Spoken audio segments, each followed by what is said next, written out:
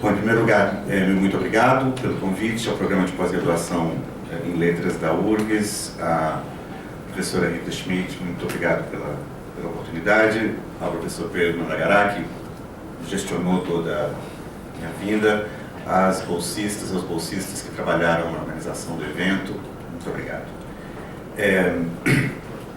Esse é um trabalho que reúne alguns conjuntos de leituras, 3 para ser mais específico, 2 dos quais são bastante novos para mim e se entroncam, vocês vão ver claramente com a apresentação da professora Rita, e cuja relação entre eles vai ficar clara, suponho, ao longo da apresentação.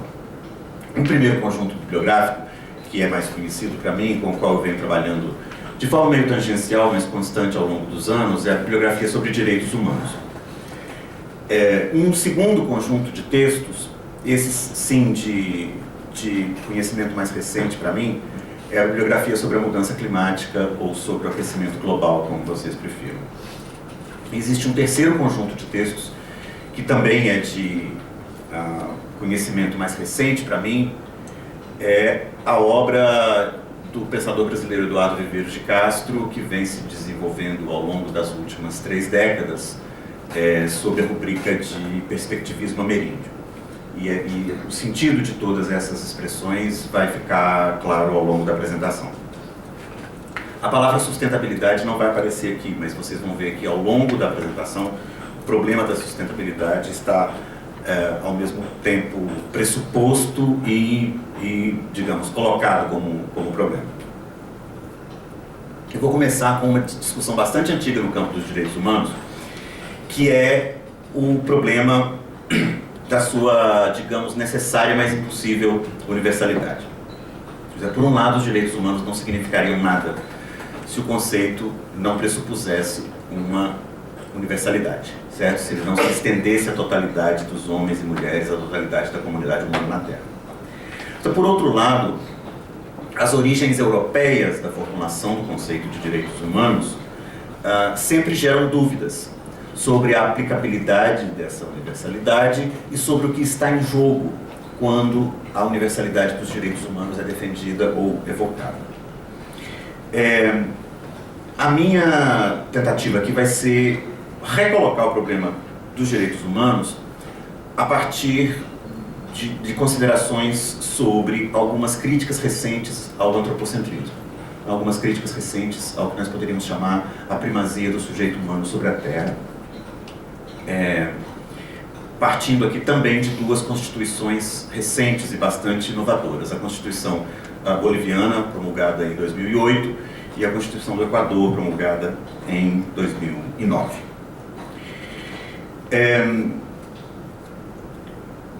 Na bibliografia sobre direitos humanos, existe uma vertente que tem sido, até eu diria, hegemônica, pelo menos majoritária nos debates dentro das ciências humanas nos últimos 20 anos. Eu me refiro aqui às reflexões do filósofo italiano Giorgio Agamben sobre a invenção dos direitos humanos e sobre em que tipo de maquinaria discursiva os direitos humanos se inserem, né? Para explicar isso, o Agamben volta aos gregos e volta a uma distinção que os gregos teriam feito entre 2 formas de vida, a zoé e a bios, né? A zoé, que nos leva ao prefixo zoo, que nós usamos o tempo todo, seria a vida como fato biológico, a vida não qualificada, a vida que os humanos compartilham com os animais, com as plantas, etc., com os deuses. E, por outro lado, a bios, que seria a vida humanamente qualificada, a vida que é própria dos humanos. O Agamben argumenta que os gregos distinguiam entre essas 2 dinâmicas, ou essas 2 esferas da vida, e nisso ele estava seguindo o seu mestre Michel Foucault, que a partir mais ou menos de 1976, 77, nos cursos no Collège de France, começa a definir a era moderna como o momento em que a vida natural começa a ser incluída nos cálculos e nos mecanismos do poder estatal, né? E que, portanto, a esfera propriamente política se tornaria biopolítica, na medida em que a modernidade se caracterizaria por essa administração e disciplinamento dos corpos, né? Administração e disciplinamento da própria vida. Essa é a hipótese do Foucault. Então, a partir desse momento aí, 76, 77, os seminários do Foucault no Collège de France começam a focalizar o que ele chama de passagem do Estado territorial, soberano, ao que ele chama de Estado populacional.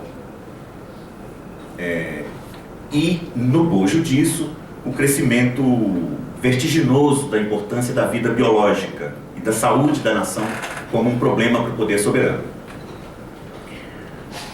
Pois bem, o Agamben toma isso e vai além, e argumenta que a zoé, a vida em geral, a vida biológica, teria o singular privilégio de ser aquilo sobre cuja exclusão se funda a cidade dos homens.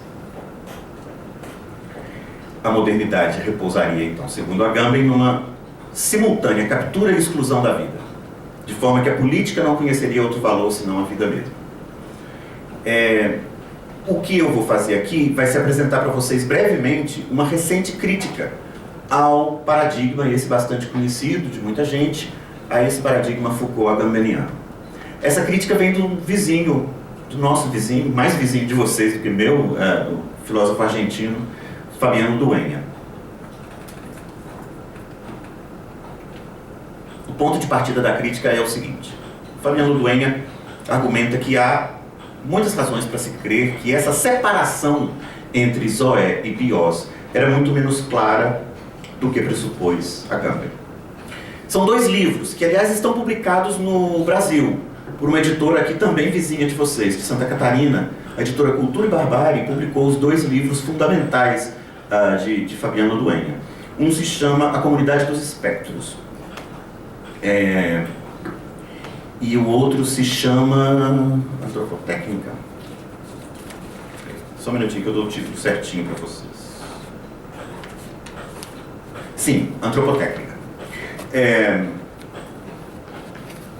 Na Comunidade dos Espectros, o Agamben parte de uma observação que Derrida já havia feito num seminário chamado A Besta e o Soberano, em que Derrida mostra que essa separação entre uma vida não qualificada, a zoé, e uma vida qualificada com atributos humanos, a bios, era, número 1, uma distinção insustentável. Número 2, uma distinção não presente no texto aristotélico. Esse é o argumento de Derrida no seminário sobre a besta e o soberano. O Dueña vai além e argumenta o seguinte: que isolar essas duas dimensões no mundo grego não era possível, porque a política não era um suplemento à vida. A suposição do Agamben é que você tinha ali um pensamento que identificava um regime de vida indiferenciada e que depois a política chegaria como uma espécie de suplemento para isolar essas duas formas de vida. Na leitura que faz o Dueña dos textos gregos, ele vai argumentar que não haveria jamais nenhuma política não contaminada pela vida, uma política que transcendesse o fato biológico da vida. Em outras palavras, o próprio gesto grego de separar uma dimensão humana da vida, ou seja, a bios, da bruta animalidade, da zoé, já seria uma espécie de dispositivo para produzir humanidade.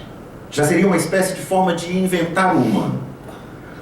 Ou seja, a invenção do humano seria uma espécie de resultado da domesticação, da domagem da animalidade. A substância primordial da política, então, para Dueña, não deveria atender pelo nome de biopolítica, e sim de zoopolítica.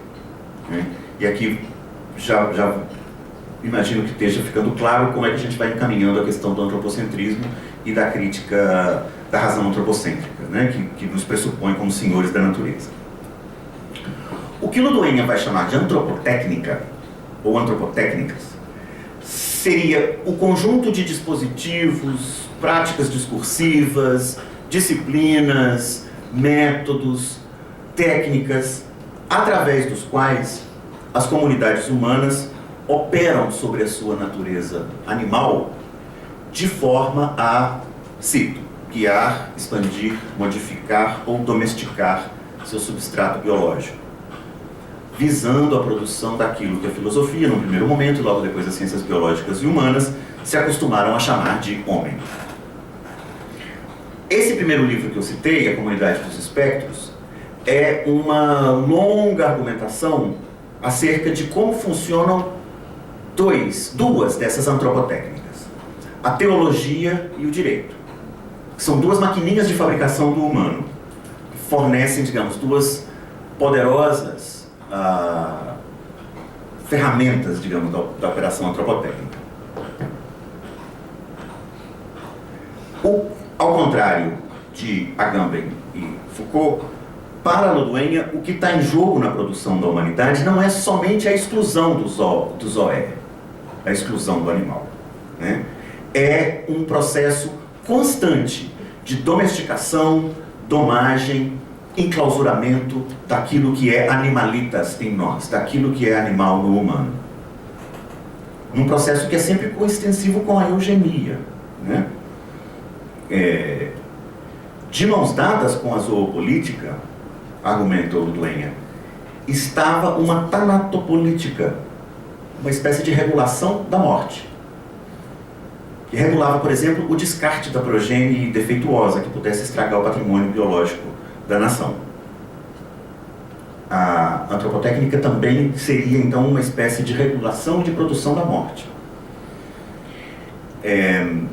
Há uma resenha da Comunidade dos Espectros, publicada pelo meu amigo, ensaísta e editor catarinense Alexandre Nodari, que defendeu recentemente sua tese de doutorado, uma tese notável sobre o conceito de censura na Universidade Federal de Santa Catarina. E nessa resenha, o Nodari também é o corresponsável pela editora Cultura e Barbárie, que é a que publicou Ludueña em português. Esses dois livros vocês conseguem, aliás, em e-book, assim, baratíssimo, R$6, uma coisa assim. Nessa resenha da Comunidade dos Espectros, o Alexandre nota um vínculo bem interessante, um desses vínculos etimológicos que a gente perde ao longo do tempo, que é o vínculo entre censo e censura. Na medida em que, cito, a contagem dos bens e da população, a redistribuição desta de acordo com cálculos governamentais, em classes, o registro dos nascimentos e mortes, permitiria uma melhor organização da República, facilitando a detecção e a correção de elementos improdutivos, os vagabundos, pelo censor. Os vagabundos precursores de Thoreau, né, que Rita citava. O que Ludueña argumenta é que tanto na resposta aristotélica, eugenia platônica, como no cristianismo, você pode identificar o nascimento de uma antropotécnica que exige que a vida seja separada da sua intensidade, que a vida seja separada da sua força, que a vida seja separada da sua animalidade, né? Os mecanismos de produção do humano, ao longo dos séculos, teriam sido, para Ludueña, eu acho um argumento bastante interessante, mecanismos de separação da vida da sua intensidade. Mecanismos que isolam da vida a sua força e a sua animalidade. Em outras palavras, para Nietzsche, a sua beleza.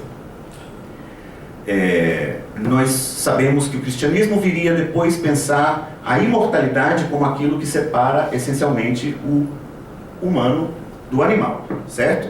A invenção cristã do homem passa por uma eliminação metódica do animal primordial.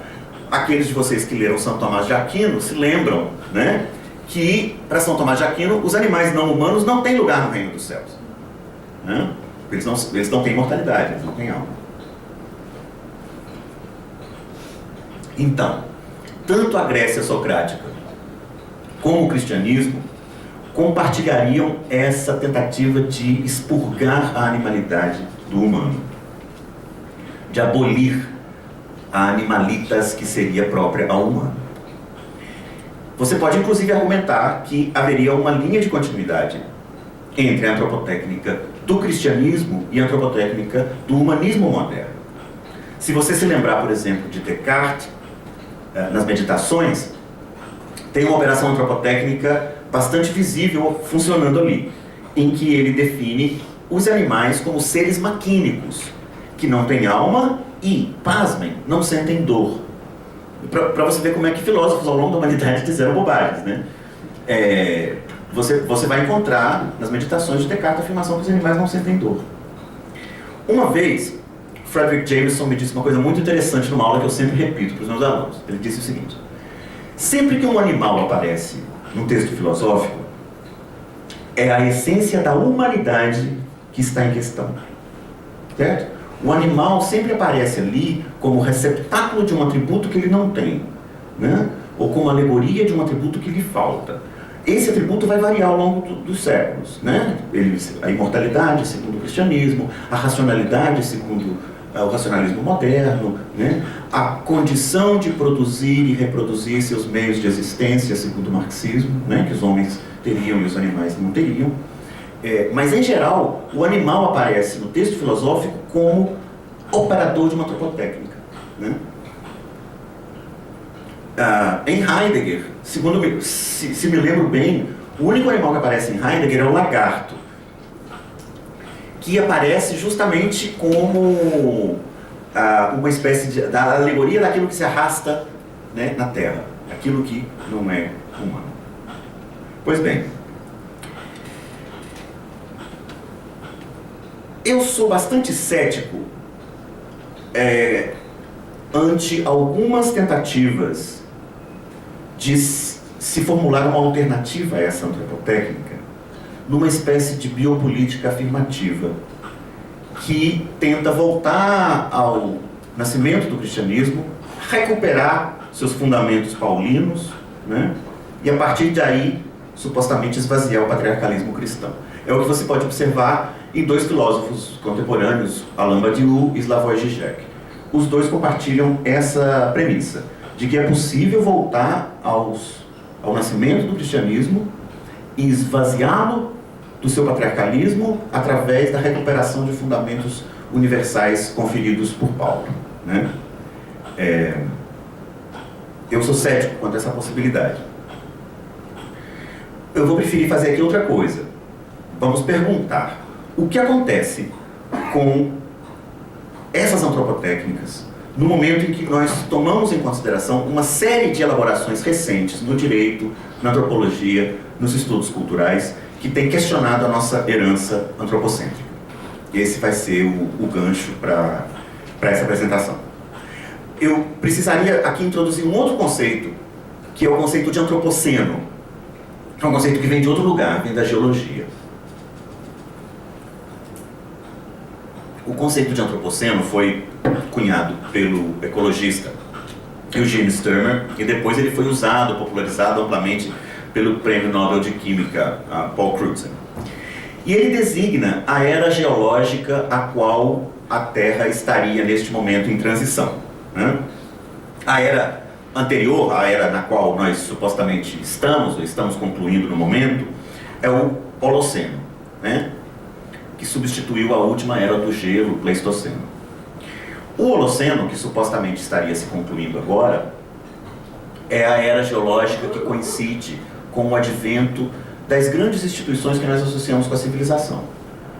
A invenção da escrita, o desenvolvimento da agricultura, a formação das cidades, a emergência das religiões organizadas tal como nós as conhecemos. Ou seja, basicamente 10 mil anos atrás, né?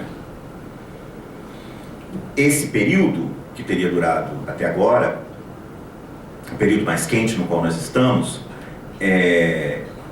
estaria hoje colocada a questão do seu fim, a partir da possibilidade de mudança climática antropogênica que nós estamos vivendo. É o que argumenta o historiador indiano Dipesh Chakrabarty num ensaio que eu considero uma das grandes meditações do nosso tempo, publicado em 2009 em inglês, The Climate of History, o clima da história. Esse texto está publicado agora em português, numa tradução coletiva que eu coordenei para a revista eletrônica Sopro. Está publicado na internet, aí, disponível, como O Clima da História, de Chakrabarty, com K e com Y no final. Nesse texto, o Chakrabarty diz o seguinte, cito: agora que os humanos, graças aos nossos números, à queima de combustíveis fósseis e outras atividades relacionadas, nos tornamos agentes geológicos do planeta, alguns cientistas propuseram que nós reconhecêssemos o começo de uma nova era geológica, na qual os humanos agimos como os grandes determinantes do meio ambiente do planeta. O nome que cunharam para esta nova era geológica é Antropoceno, exatamente porque o homem, o antropós, está, digamos, no centro das mudanças climáticas pelas quais passa o planeta, né? Daí, o Chakrabarty vai desenvolver uma série de argumentos que me parecem fundamentais. Ele vai fazer basicamente a seguinte pergunta: qual é a consequência disso para as ciências humanas? Né? E aqui se entronca, eu acho, com as preocupações do seminário de vocês. A primeira coisa que ele sugere é a seguinte, que há uma distinção com a qual nós estamos bastante acostumados, que estaria hoje em crise. Essa é a distinção entre tempo geológico e tempo humano, né? Tradicionalmente, nós sempre pensamos na temporalidade da Terra, na temporalidade geológica, como um processo longo, estendido, que engloba um tempo humano que empalidece, que encolhe em comparação com ele.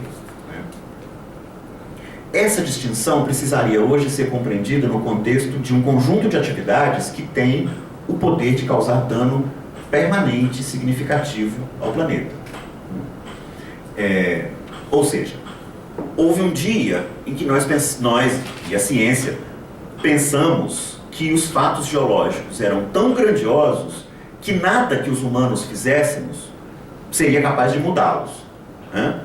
Hoje, claramente, nós estamos num momento diferente, em que o desmatamento, a desertificação, a acidificação dos oceanos, a queima de combustíveis fósseis e várias outras atividades humanas destrutivas estão transformando os processos mais básicos da Terra.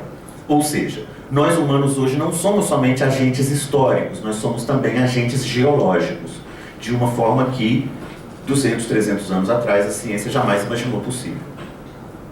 Em outras palavras, o tempo antropológico alcançou o tempo geológico. Pois bem, daí o Chakra toma um salto bastante interessante em que ele vai argumentar o seguinte: já não seria, portanto, possível escrever a história da cultura, a história da globalização, a história do capital, sem levar em conta a história da espécie enquanto tal. Certo? Há tantos de nós cortando tantas árvores e queimando tantos combustíveis fósseis, que a história da nossa cultura já não pode ser separada da história da natureza. Ou seja, a própria distinção entre ciências humanas e ciências biológicas que está em questão. Durante o Holoceno, esse período que está terminando, no qual nós supostamente ainda estamos, ou seja, nos últimos 10 mil anos, você podia argumentar em favor de uma separação mais ou menos clara entre natureza e cultura. Uma distinção relativamente estável entre a temporalidade do planeta, por um lado, e a temporalidade da história humana, por outro. Hoje, nós nos tornamos agentes geológicos a tal ponto ou em tal grau que é a própria dicotomia entre natureza e cultura, que deve ser questionada. Essa separação entre história humana e história natural, ela tem sido relativamente estável, pelo menos desde Hobbes e Vigo, né? A crise dessa separação, a crise dessa fronteira, coloca as ciências humanas, me parece, num dilema, que eu vou tentar descrever a partir de agora. Se nós tivéssemos que apontar um fio condutor de todas as ciências humanas no século XX, um bom candidato seria a desnaturalização, ou o processo de demonstrar como cultural, histórico, algo que parecia natural, certo? Isso é algo que nós fizemos nas ciências humanas ao longo do século XX, na sociologia, na antropologia, na história, na crítica literária, na filosofia, no direito. basicamente tem sido esse o pão com manteiga das ciências humanas nos últimos 100 anos, pelo menos, certo? Então a hierarquia entre homens e mulheres é um dado natural. Não, aí você vai lá com a historiografia, com a sociologia e mostra que essa hierarquia é historicamente construída, certo?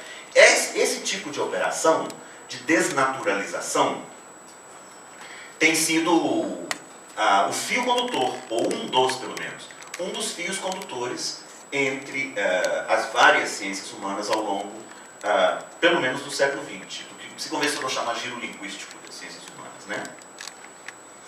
Nesse tipo de operação, de desnaturalização, a natureza ocupa uma posição curiosa.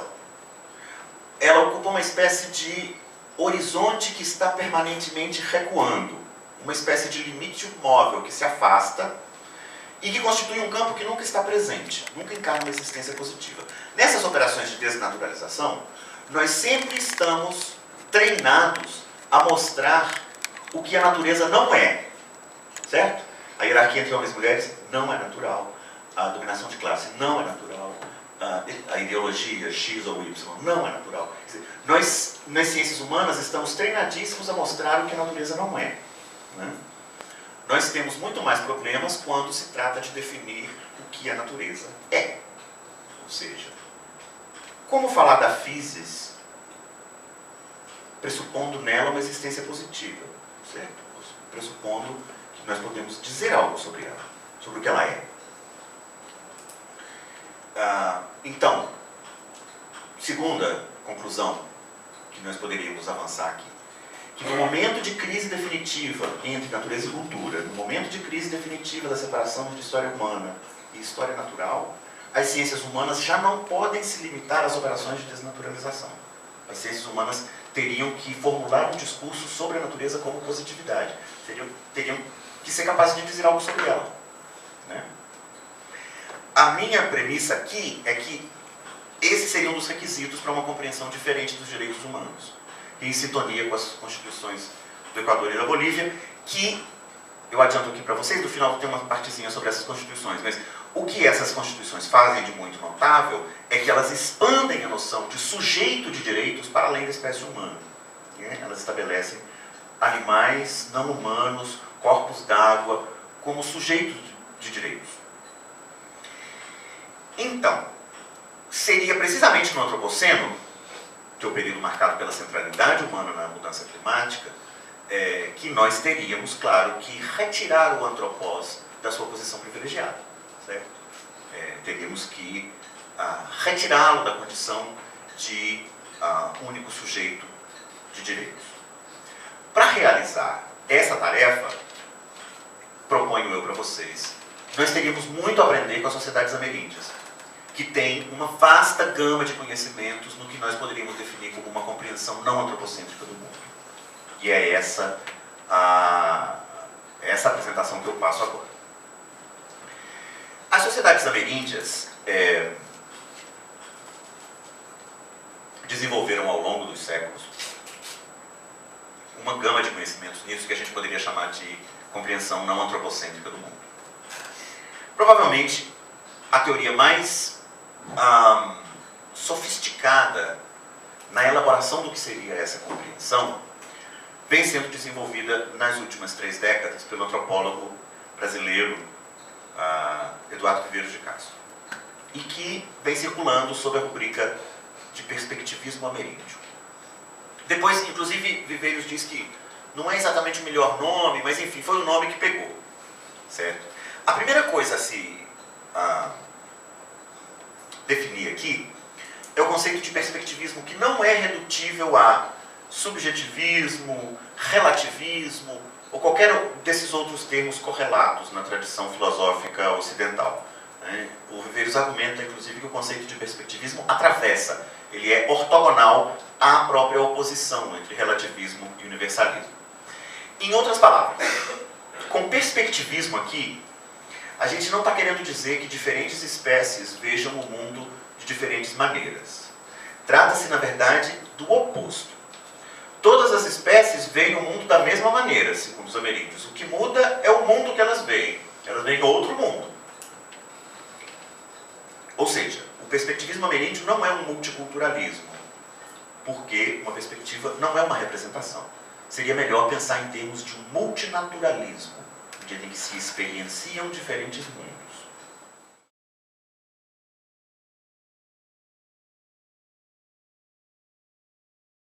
Por um lado, a lógica ocidental é a lógica aristotélica da contradição. Certo? As coisas são A ou são B. Se são A, elas são não B. Se são B, elas são não A. Essa é a nossa lógica, né, aristotélica até hoje. Certo? Do ponto de vista ameríndio, a dicotomia como um todo é vista como uma linha de fuga numa concepção essencialmente transformacional do mundo, né, no qual esse princípio da contradição em que A e B não podem coexistir não se aplica.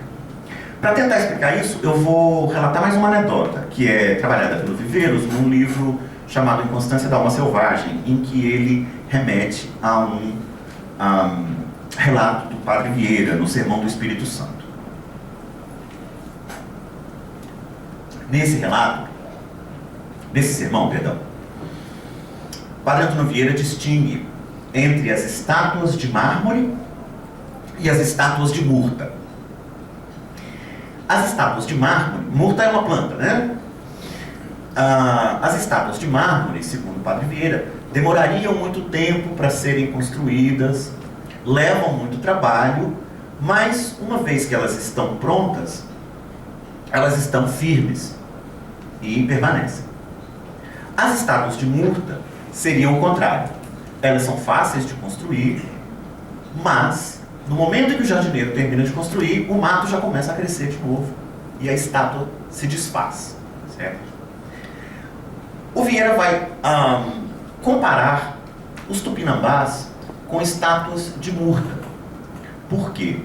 O grande choque dos portugueses que chegam ao Brasil no século, que começa o processo de evangelização no século XVI, é diferente do que acontece no México ou no Peru. Os portugueses não encontram um sistema fechado de crenças que se oponha ao cristianismo ocidental. Os tupinambás não tinham deuses. Eles encontram uma outra lógica que incorpora todas essas diferentes crenças e passa de uma crença a outra num processo que para os portugueses é absolutamente incompreensível. Então diz o Padre Vieira num momento sensacional do sermão: eles recebem tudo o que lhes ensinam com grande docilidade e facilidade, sem argumentar, sem replicar, sem duvidar, sem resistir.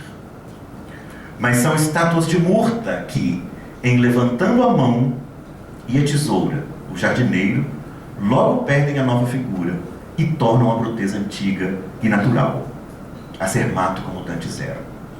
Quer dizer, a estupefação dos portugueses no século XVI, no Brasil, no processo de evangelização, não é a de que existisse um sistema de crenças oposto ao cristianismo. Eles estavam preparados para isso, né?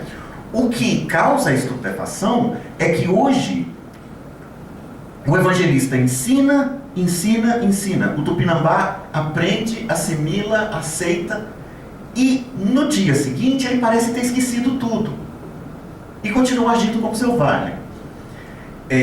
As crônicas portuguesas do século XVI e XVII estão repletas dessa estupefação, dessa perplexidade causada pela resposta ameríndia à evangelização.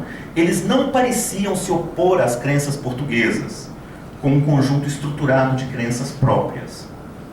Não reagiam baseados numa concepção contraditória de mundo, como por exemplo o Amampoma no Peru, certo? Não apresentam uma cosmogonia alternativa à cristã. Parecem maleáveis, miméticos, aceitadores dos vários valores portugueses, só para, num segundo momento, esquecer tudo e passar a outra coisa. Claro que eles não estavam esquecendo nada, né? Essa é a percepção portuguesa. Eles estavam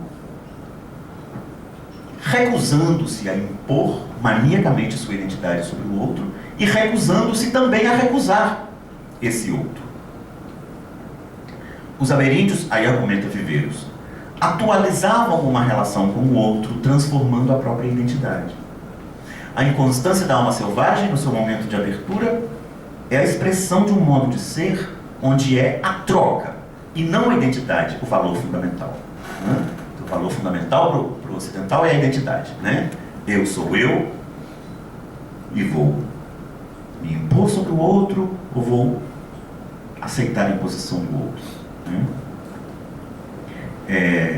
A operação aqui é análoga àquela realizada por outro antropólogo, hoje autor já de um clássico, Pierre Clastres, que num livro notável, que eu recomendo cada vez mais como um livro politicamente muito importante para o nosso tempo, A Sociedade contra o Estado, ele argumenta, ou nos convida a pensar um paradoxo de um poder não coercitivo, então, que é o poder das sociedades ameríndias, onde o chefe não manda nada. Né? O chefe é aquele cara que não tem privilégio nenhum, né?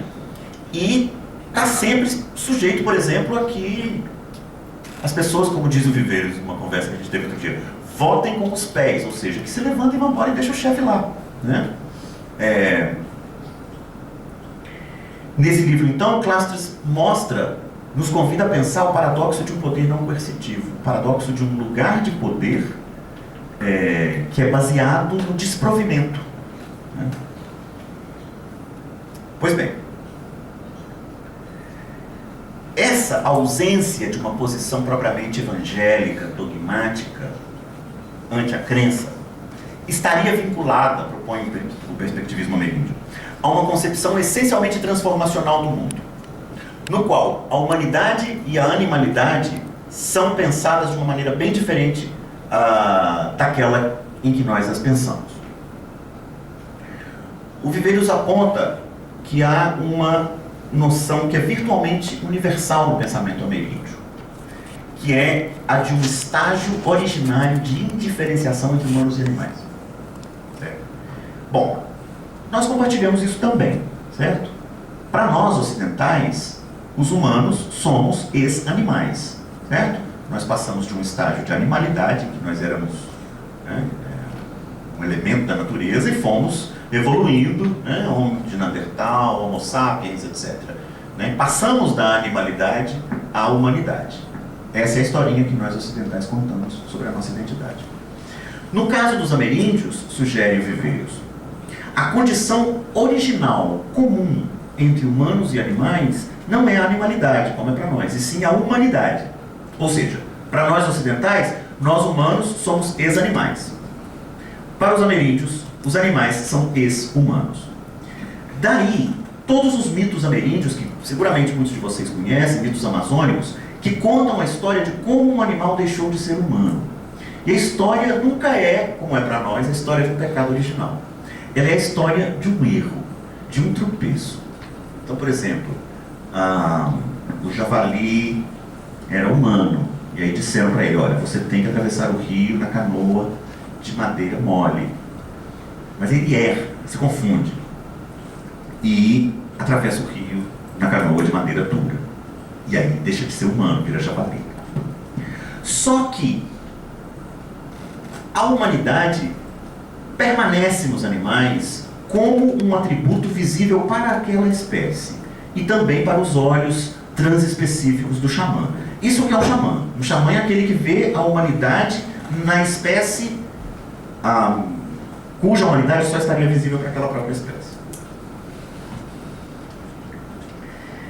Há uma palestra do Viveiros, da qual eu vou retirar a anedota que se segue, que já encaminha a conclusão, que se chama, eu recomendo muito, ela está no YouTube, fácil de achar, chama-se A Morte como Quase Acontecimento. São 14 vídeos, uma palestra como essa aqui, mais ou menos de uma hora, em que ele narra alguns dos muitos mitos amazônicos que contam a história de como as onças, quando elas se reúnem longe dos humanos, elas se livram das suas peles e se revelam como pessoas, né? Quando elas estão longe dos humanos. A onça, claro, é um animal muito importante no bioma amazônico porque é o predador por excelência, né? Ele está no topo da cadeia predatória. Quando elas se reúnem, então, elas cantam e dançam e falam entre si, retiram a pele de onça e se revelam como pessoas. É muito importante não entender essa pele dentro da nossa posição metafísica entre aparência e essência. Não se trata de que a pele é só uma roupagem. Não. É inclusive o contrário.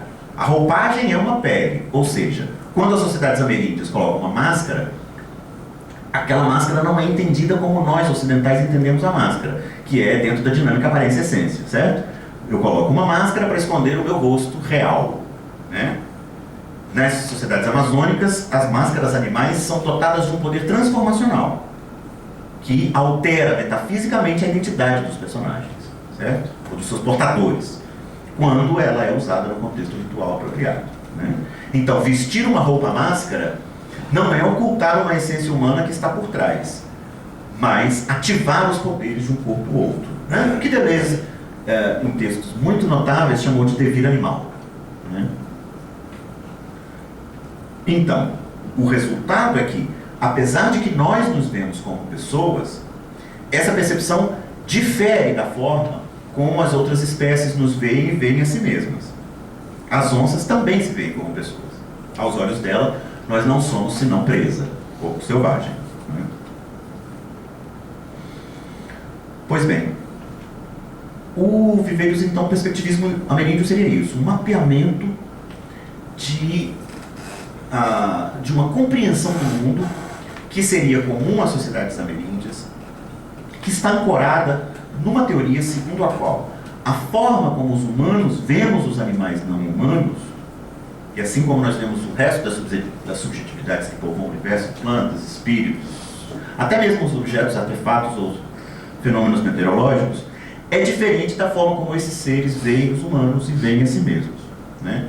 Tipicamente, nós humanos nos vemos como humanos, vemos os animais como animais, vemos os espíritos, quando a gente vê espírito, como espírito. Mas, os predadores e os espíritos não nos veem como humanos, eles nos veem como presa, ou seja, como animais. Por outro lado, as presas veem os humanos como espíritos ou como predadores, enquanto que os predadores e os espíritos se veem a si mesmos como humanos. Eles apreendem-se ou se tornam antropomorfizados e experienciam seus próprios hábitos sob o signo da cultura, não sob o signo da natureza. Ou seja, as onças veem o sangue como o cauim, por exemplo, veem, cito Viveiros, seus atributos corporais, pelagem, plumas, garras, bicos, etc., como adornos ou instrumentos culturais, veem o seu sistema social organizado do mesmo modo que as instituições humanas, como com chefes, xamãs, festas, ritos, etc. Então, do ponto de vista ocidental, a humanidade seria a posse de certos atributos ou de certa essência que falta aos animais. Do ponto de vista ameríndio, a humanidade seria uma posição que pode ser ocupada por várias espécies. Em outras palavras, não há essência humana quando a humanidade se torna um conceito puramente posicional. A minha pergunta aqui, para encaminhar agora a conclusão, é a seguinte: o que esse mundo, no qual tudo é humano, poderia nos ensinar de antídoto ao nosso antropocentrismo? Ao antropocentrismo que nos levou à situação catastrófica climática que nós vivemos hoje. Será que não seria instrutiva esse conjunto de visões de mundo, né?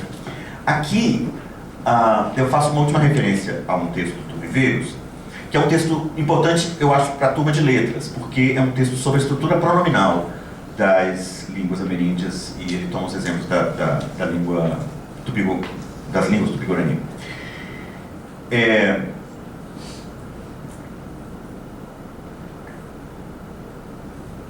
Ele mostra o seguinte: enquanto que o pronome de primeira pessoa, eu, seria a instância propriamente dotada de alma, de subjetividade, de espírito, né? O pronome da terceira pessoa, ele, ela, é a esfera pessoal da natureza. E na segunda pessoa, tu, a sobrenatureza na forma de outro como sujeito. Então, para exemplificar isso, há um relato que é mais ou menos arquetípico nas sociedades ameríndias amazônicas, que é o seguinte: um homem está caminhando pela floresta e ele vê um ser que inicialmente lhe parece um animal. mas que termina sempre sendo um espírito ou sendo um morto que lhe fala, né? Essa interpelação, para quem se lembra de Althusser, né? Althusser define ideologia como a resposta a uma interpelação. Então o policial grita: ei, você aí! Na hora que você vira, você está na ideologia. Isso é ideologia. Esse é mais ou menos a mesma cena, né? Esse espírito, que parece um animal, te chama, né? No momento que você dá a volta, você deixa de ser humano e se converte em presa, né? Você respondeu a interpelação da onça. Pois bem, o Viver nos mostra nesse artigo. Esse artigo está publicado na revista Mana e é extraordinário. Está disponível na internet e se chama Os Pronomes Cosmológicos. Aqui. Os Pronomes Cosmológicos e o Perspectivismo Ameríndio, um artigo na revista Mana, na revista de Antropologia do Museu Nacional, do ano de 96. Em que ele mostra uma coisa muito notável, e é uma grande sacada, que nas línguas ameríndias, o termo que corresponderia a ser humano não funciona como substantivo, como entre nós, mas funciona como pronome, uma estrutura pronominal. Ou seja, o termo que designa ser humano funcionaria como aquilo que nós em linguística chamamos shifter, né? Isso é uma palavra de sentido vazio, que só deítico, graças, deítico. É um deítico. Palavras como eu, aqui, hoje, amanhã, agora, você. Todas essas palavras, elas são vazias semanticamente. Elas só adquirem o seu sentido no momento que são pronunciadas, certo? Esse seria o caso dos termos que designam ser humano nas línguas ameríndias. O antropocentrismo ocidental e o antropomorfismo ameríndio, portanto, não apenas não se confundem, eles implicam posturas diametralmente opostas com relação ao mundo, com relação à natureza. Ou seja, o antropomorfismo ameríndio é anti-antropocêntrico, né? Precisamente porque, num mundo onde tudo pode ser humano não é tão especial, né? Pois bem, qual é a relevância disso no momento de crise climática que nós vivemos? Elas adquirem relevância relevada no contexto descrito pelo Chakrabarty, né? No qual os seres humanos nos tornamos agentes geológicos de tal magnitude que estamos danificando processos permanentes, básicos da Terra, né? Os nossos conceitos de desenvolvimento, tanto o capitalista como o socialista, pressupõem, mesmo que silenciosamente, que os recursos são infinitos, não é mesmo? E que as possibilidades de explorar esses recursos são ilimitadas. Esse modelo desenvolvimentista pressupõe também um conceito de racionalidade, né? Um conceito de racionalidade humana baseado na sujeição e na exploração dos animais não humanos e na exploração da natureza, né? Eu acho que aqui já está claro a relação entre tudo isso e as preocupações de vocês no seminário sobre sustentabilidade, não é mesmo? Nós estamos enfrentados pela primeira vez com a visão concreta de uma escassez global de água e com o fato de que a atividade humana já excedeu a capacidade produtiva do planeta. Os cálculos da World Wildlife Fund são de que a humanidade já está usando recursos equivalentes a 1,5 planeta, né? Nesse contexto, nós teríamos então que questionar a própria primazia do humano, a própria centralidade do antropós, né?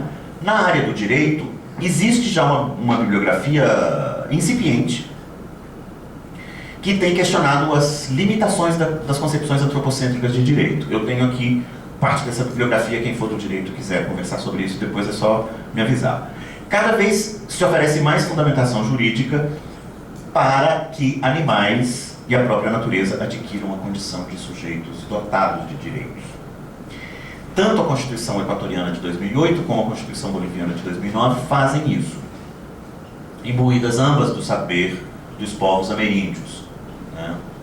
Dos povos andinos, que se referem à totalidade da nossa relação com o planeta, né? O que nós chamamos de Gaia, eles também têm um nome especial para isso, né? Pachamama. Pachamama não é só a Terra, Pachamama é o conjunto da nossa existência na Terra e da existência de todos os outros seres em relação com a Terra. O artigo 255 da Constituição da Bolívia estabelece, cito, princípio da harmonia com a natureza, defesa da biodiversidade. Bom, até aí nada muito novo, mas o final do artigo é bem notável. E a proibição da apropriação privada para uso e exploração exclusiva de plantas, animais, micro-organismos e qualquer matéria viva. Então é uma Constituição que vai além da defesa dos seres não humanos para conceder a esses seres o estatuto de sujeito jurídico. Nesse contexto de relevância renovada, digamos, das questões ecológico-culturais, claro, a América Latina não é um terreno entre outros, né? E a Amazônia não é uma região entre outras. A maior reserva de biodiversidade do planeta concentra também algumas das batalhas políticas, ecológicas mais decisivas do nosso tempo. Algumas que podem ser citadas fora do Brasil. A construção da estrada que atravessaria o Parque Tignes na Bolívia e que foi barrada pela mobilização indígena que forçou o governo Evo Morales a renunciar ao projeto e a negociar. No Peru, a capitulação, digamos, do governo de Ollanta Humala a uma agenda desenvolvimentista inspirada pelo Brasil, né, tem trazido também dano severo ao bioma amazônico. Em geral, em parceria com empreiteiras brasileiras, né? Como nós sabemos, o Brasil é o país origem desse modelo desenvolvimentista, no qual, particularmente nos últimos 2 anos e meio, desde antes também, mas particularmente nos últimos 2 anos e meio, impôs-se claramente uma concepção de Amazônia herdada, grande ironia, do projeto geopolítico de Gobernador Couto e Silva para a ditadura militar. A concepção da Amazônia como lugar a ser colonizado, produtivizado, rentabilizado para o capitalismo, né? Maiormente através das onipresentes hidrelétricas, da expansão da pecuária, da expansão da fronteira agrícola, né? É uma concepção formulada na ditadura militar, na geopolítica de Gobernador Couto e Silva e levada a cabo por uma presidenta ex-torturada da ditadura. Em particular, a construção da usina de Belo Monte, a obra mais cara da história do Brasil, onde não existe sequer um jornalista, com danos irreparáveis ao rio da diversidade nacional, o rio Xingu, tem sido fonte de uma série de questionamentos ecológicos, jurídicos, energéticos, econômicos, etc.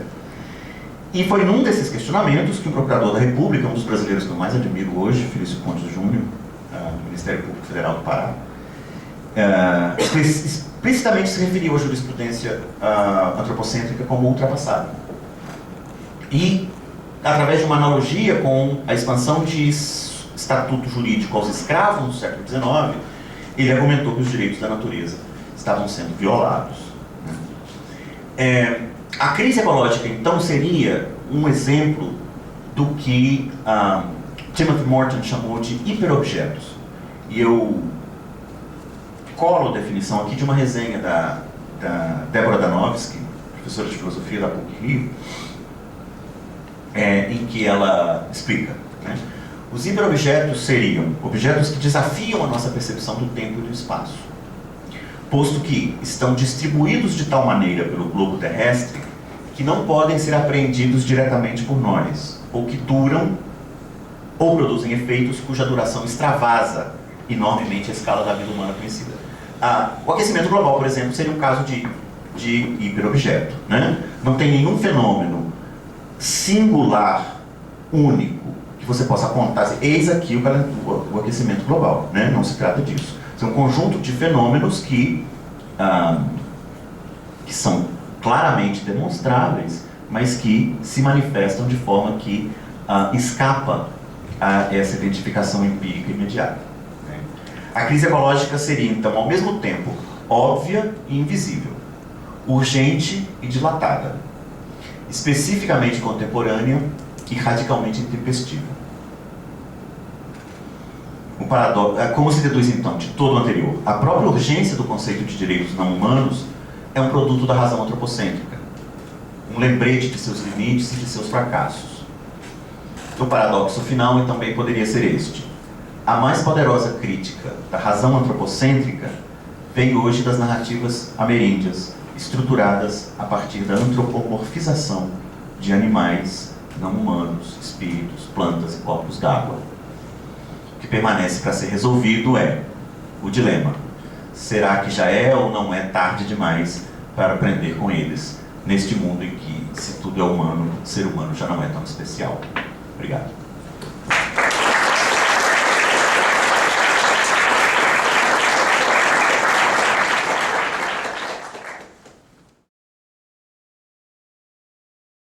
A primeira coisa que eu notaria, eu acho que talvez o aspecto mais importante da sua fala me parece ser esse pressuposto de um multinaturalismo, né, que está presente no Viveiros de Castro, que é ao mesmo tempo de uma transculturalização, né?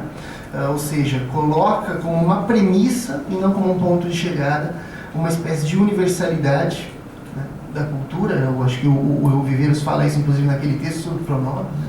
Uma espécie de universalidade da cultura, de modo que não só o homem tem cultura, mas de alguma maneira o próprio animal, de alguma maneira, pode ser abrangido nessa noção de cultura.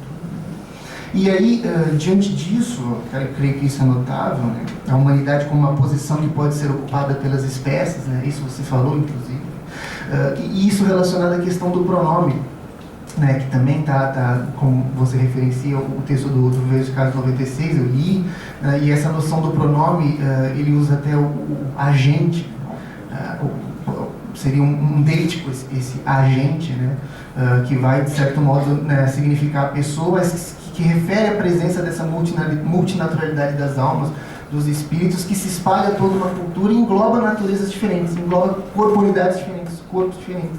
Então ele não é, dessa perspectiva, um designador rígido de uma essência, senão um operador que vai situar uma perspectiva, né, a perspectiva, no caso, humana, não necessariamente antropocêntrica, mas a perspectiva humana, e que vai separar, então, vai colocar, então, portanto, a possibilidade daquilo que se considera como ente ser também um ser humano, né? Nesse sentido, se eu não li errado, me parece que é exatamente essa a discussão do Viveiros, né? Sendo isso, então, portanto, uma relação, uma posição ideal, e eu gostaria de retomar aqui um pouco no começo do seu debate, você trouxe o Agamben, né?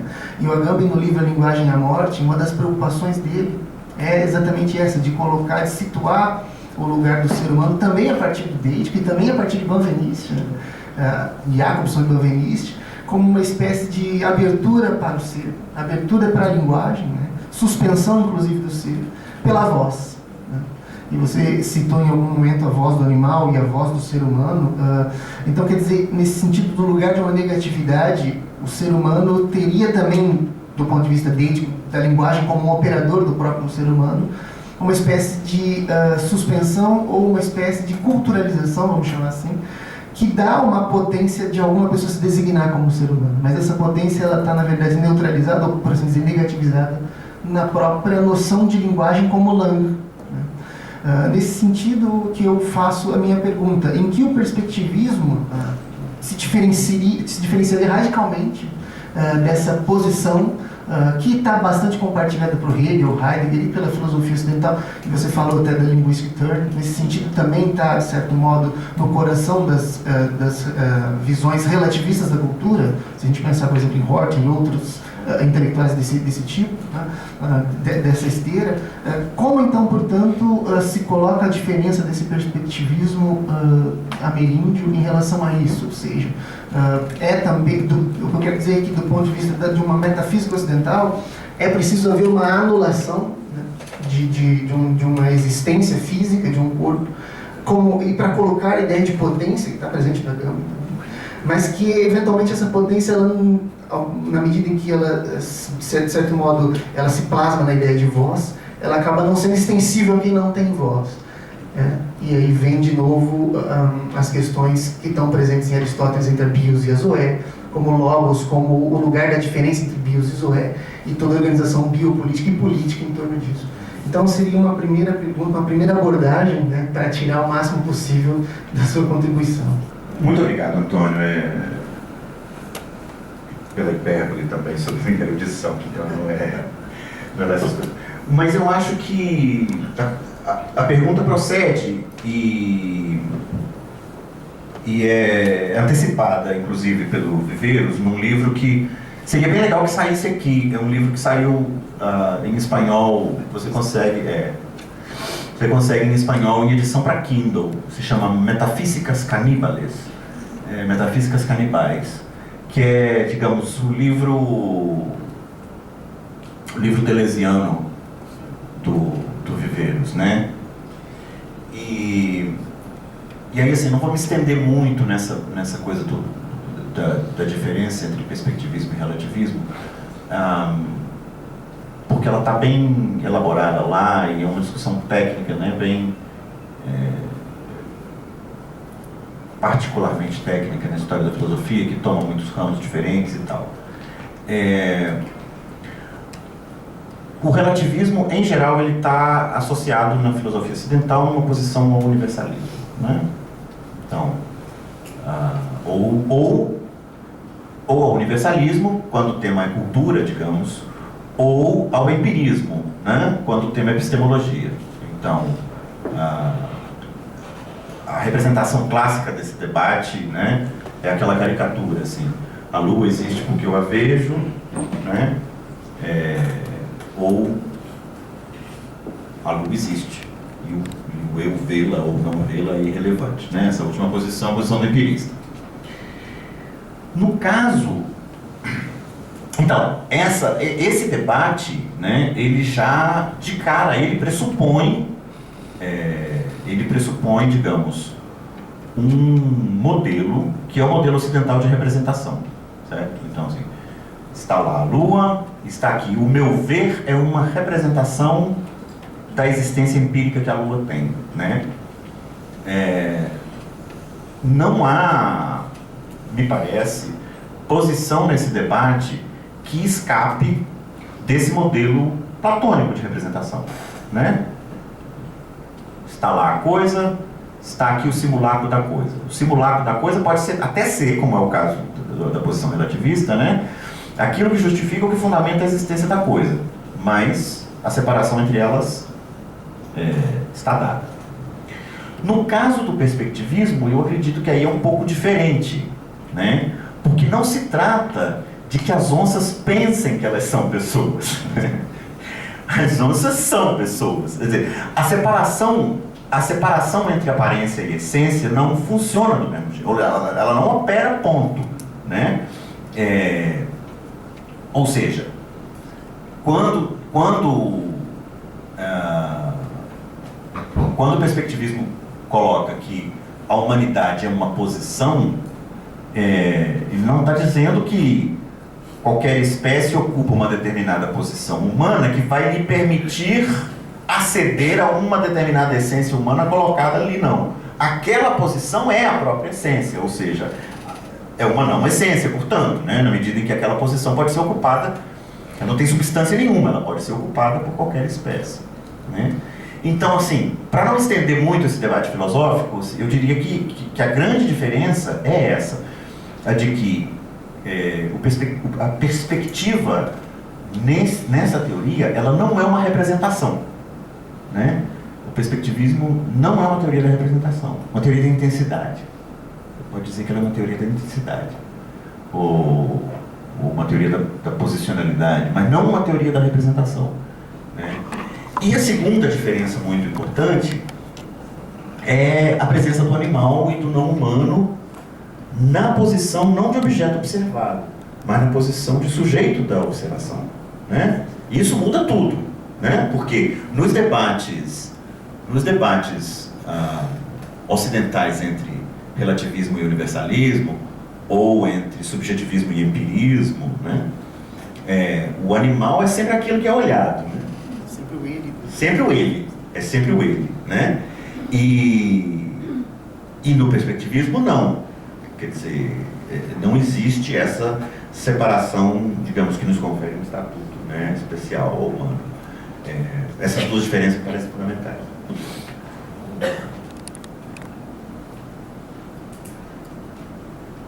A sessão está aberta para perguntas, hein? Por favor. Atualmente eu estou estudando um artigo, né? Que ele fala da psicanálise das histórias infantis. Até eu trato muito do Bettelheim nesse artigo. E eu gostaria de fazer uma pergunta que me intriga relacionando essa questão. A literatura infantil, ela seria capaz de operar na sociedade a ideia de antropomorfismo? Porque, na verdade, a fábula, ela traz para a criança a ideia de um ser animal, só que a criança interpreta aquilo como se ela fosse o personagem animal, e não como se ela fosse um ser humano avaliando a atitude do animal. Então, seria uma ideia bem diferente que se poderia trazer socialmente para a criança já desde o início, se modificaria de uma certa forma socialmente a ideia que se tem hoje de antropocentrismo para um antropomorfismo. Olha, espetacular a sua pergunta. Realmente espetacular a sua pergunta. Ela é tão boa que eu não tenho resposta. Não, eu vou elencar aqui as várias razões pelas quais eu não tenho resposta. Quem sabe alguma delas te sirva, né? Em primeiro lugar, eu sou muito ignorante em literatura infantil. Sempre fui muito curioso, mas enfim, através dessas coisas, né? Às vezes as leituras são contingências, né? Coisas que você não leu, não porque não lhe interesse, nem nada, mas porque são contingentes. Agora, uma das coisas que sempre me chamou a atenção nessa dimensão, digamos, fabular da literatura infantil é essa, né? Não é... Veja bem, porque tem duas formas de você representar o antropomorfismo, na literatura infantil. Uma delas é dizer assim: nas fábulas, os animais são como humanos, né? Eles falam, sentem, se organizam, etc, etc, como se fossem humanos. Que é uma formulação ainda me parece antropocêntrica, na medida em que pressupõe que esses atributos são necessariamente, essencialmente humanos, né? E tem uma outra formulação que me agrada mais, que é a de que não existe uma separação ontológica entre animais humanos e animais não humanos, porque nas fábulas, quando aparece o humano também está na mesma dinâmica, né? Ele está conversando com os animais, enfim. Essa, eu acho que seria um grande filão. Eu não sei se já existe alguém trabalhando com isso. Provavelmente tem, né? Sempre tem alguém trabalhando com o que a gente imagina. Mas, se alguém conhece, digamos, trabalho de pesquisa sobre a dimensão anti-antropocêntrica do antropomorfismo das fábulas infantis, eu me interessaria muito por conhecer. Eu não conheço. Mas, ouvindo a sua pergunta, eu já vislumbro, assim, um projeto de pesquisa muito notável, porque não se trata só de que os animais, eu acho que nos Irmãos Grimm, por exemplo, é bem isso, né? Não se trata só de que os animais tomam emprestado atributos que são dos humanos, não é só isso, né? O que a fábula faz é dinamitar a separação ontológica entre o animal humano e o animal não humano. Porque no momento que o humano chega, ele está na mesma dinâmica, ele não tem nenhum atributo ontologicamente distinto dos atributos dos animais, né? Ou seja, não é só uma questão que os animais falam, né? O potencial transformador, subversivo, renovador, anti-antropocêntrico disso é extraordinário, né? É extraordinário. É tudo que eu posso dizer, mas a sua pergunta me fez abrir um universo, assim, muito interessante de indagação. E é só o que eu tenho, desculpa, uma indagação. Desculpa pular, Idel, mas é curioso que o assunto tenha vindo e você fala de pesquisas nesse sentido. Eu não posso deixar de citar uma orientanda de iniciação minha, que está trabalhando com Angela Carter, e um dos contos dela é exatamente esse, do Tiger's Bride, né, em que a mulher se apaixona pelo tigre e depois ele se despe. Tigre despe a roupa e é um homem, e ela depois, exatamente, então ela trabalhando com algumas dessas noções, então assim, chama atenção. Que bacana. Foi uma coincidência, Angela Carter. Tá. Uma coincidência notável. Eu vou anotar, eu vou procurar. Eu preciso fazer justiça com a Luísa e mencioná-la. Com certeza. E como é o nome da sua orientada? Luísa Monteiro. Ainda é um trabalho de iniciação científica, mas tem rendido já coisas bem interessantes. Legal. Acho que fica aberto de novo, Pedro.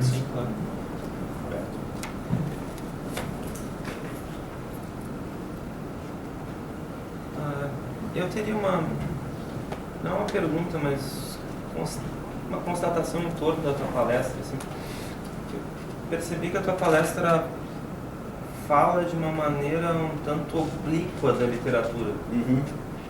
Então eu queria, talvez, assim, como a nossa pergunta, no fundo, o que pode a literatura, está no nome do evento, Sim. Né, pegasse essa obliquidade e aproximasse diretamente da literatura. Porque eu consigo ver em alguns livros um potencial dessa percepção do não humano, eu acho. E até em livros que a gente não espera isso, como Minha Paixão Segundo GH, da Clarice Lispector também, acho que é um caso do encontro com o animal, ainda mais abjeto do animal, que é muito profundo, muito tocante. Mas de que maneira tu vê isso aproximando da literatura? Esse seria um próximo passo assim, que eu gostaria de dar com esse trabalho. São várias possibilidades, né? Existe já uma tradição nos estudos literários brasileiros de análise da incorporação da mitologia amazônica na literatura, na nossa literatura mais canônica, né? Então aí você vai encontrar trabalhos sobre Macunaíma, trabalhos sobre Raul Bopp, enfim, né? O modernismo brasileiro tem uma vertente importante que incorporou mitos, cosmogonias, relatos amazônicos e tal. Então tem essa vertente que é muito importante na nossa literatura. Agora, existe uma outra vertente que é um pouco distinta e que me fascina mais, assim, eu ainda não tenho também um marco para falar dela não, que é a literatura de metamorfose, a literatura do devir animal, né? Que não é exatamente, digamos, o que o Mário de Andrade faz no Macunaíma, nem o que acontece em Cobra Norato, né? Que é, digamos, uma espécie de adaptação do mito. Né? Eu estou pensando aqui em contos como Meu Tio Yarauetê, do Guimarães, né? Em que existe um devir animal ali, digamos, dramatizado na própria linguagem, né? Existe uma espécie de devir animal da própria linguagem. A Paixão Segundo GH seria também outro caso, né? Em que a própria linguagem vai se secando, né? Tem outros casos, né? Muitos outros casos. Na contística mineira você vai encontrar um vasto material. Desde o Morri Pedrez, do Guimarães, passando pelo Oswaldo França Júnior, Roberto Drummond, pensando no Roberto Drummond, o primeiro Roberto Drummond, Vander Piroli. Em toda essa contística mineira você vai encontrar esses... Aí já não é bem uma metamorfose, mas uma espécie de comunicação privilegiada com o animal, né? Que o animal ali é o depositário de algum saber que você não tem, né? Seria muito interessante assim, fazer um mapeamento, né, dos lugares da animalidade, das possibilidades da animalidade. Eu tenho uma grande amiga, colega, muito querida, Esther, que estará aqui com vocês, não é isso? Bom, Maria Esther Maciel, professora da UFMG, e poeta, contista, ensaísta. Ela tem trabalhado já há algum tempo com a questão da animalidade na literatura e fronteiras entre o humano e o animal, e representações do animal na literatura e tal. Acho que o centro da pesquisa dela tem sido essa, né, da representação do animal na literatura. E com certeza ela vai ter, digamos, um corpus muito mais organizado para apresentar para vocês. Mas eu diria que, sim, de todas essas instâncias do animal na literatura, essa em que a metamorfose vai engolindo a própria linguagem, como é o caso do conto do Guimarães, do Meu Tio Yarauetê, seriam os que mais me chamam a atenção, os de potencialidade, eu acho, assim, né, mais imediatamente visível para mim. Acho que Rita Só queria lembrar as histórias infantis do Monteiro Lobato. O Sítio do Pica-Pau Amarelo, por exemplo, trabalha muito muito com a questão do humano e do animal. O animal se enxerga como humano. O animal chora nas caçadas de Pedrinho, por exemplo. Sim. A onça chora a perda do parceiro. Enfim, eu acho importante. É um manancial para ser trabalhado nessa perspectiva. Eu acho que não foi ainda trabalhado aqui no Brasil. Acho que se cavucar tem muita coisa, né? Tem muita coisa mesmo. Na obra do Francisco Dantas, né? Que é uma espécie de herdeiro do Guimarães Rosa, que escreve romances muito caudalosos e muito intensos, assim, um trabalho muito intenso com a linguagem. Você vai encontrar isso, o sergipano Francisco Dantas. Eu recomendo muito Os Desvalidos, é um romance muito poderoso, assim, um dos mais poderosos que eu li recentemente na literatura brasileira. Talvez nada menos ameríndio, eu diria, do que o vídeo. Mas as metamorfoses de Ovídio, de certo modo, lembram muito aquilo que você tinha falado sobre uma espécie de esquecimento do humano, o humano virar um animal. Parece que existe uma espécie de formulação do animal nas metamorfoses do vídeo, que passa, inclusive, por uma espécie de, claro, de uma outra maneira, mas essencialização de uma característica humana que, de certo modo, gera um animal. Por exemplo, o mito de Aracne é nesse sentido, uma tecelã que compete com Palas Athena e depois acaba virando, por, claro, intervenção da deusa, uma aranha, né? Então, nesse sentido também existe todo um devir animal, é claro, por uma outra linhagem evidente, mas que também está bastante presente. Rafael? Não é uma pergunta, seria uma modesta contribuição nessa listagem de possibilidades de, a partir da literatura, ver a relação entre o humano e o não humano, que é um elemento bastante significativo do contexto sul-grandense e platino, né, de uma maneira mais ampla, que é a questão da gauchesca e a relação do ser humano com o seu animal, que acaba sendo muito mais que um animal em determinadas situações, acaba sendo um companheiro, né? Tanto que se cunhou aquela imagem do centauro dos pampas, né? Da fusão simbólica entre o humano e a sua montaria, né? O humano e o seu companheiro de trabalho, de diversas situações.